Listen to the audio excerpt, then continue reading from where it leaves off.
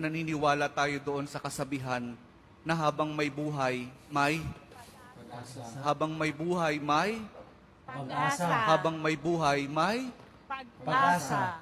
pagsubok. Dahil tayo katiwala ng Diyos, binibigyan din niya tayo ng iba't ibang klase ng pagsubok.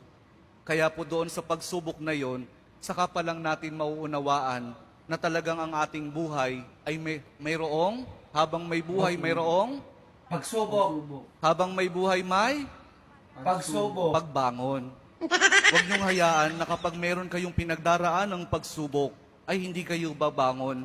Kailangan meron tayong pagsumikap na pagtsatsagaan natin yung ating mga pagsubok na pinagdaraanan.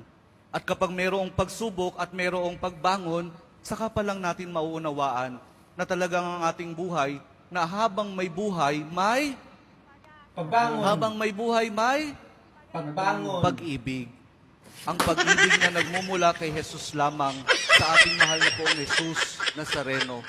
Dahil doon, kapag naunawaan natin itong mga bagay na ito, na habang may buhay, may pagsubok, may pagbangon at may pag-ibig na nagmumula lamang kay Jesus, saka pa lang natin mauunawaan at matatanggap na talagang habang may buhay, may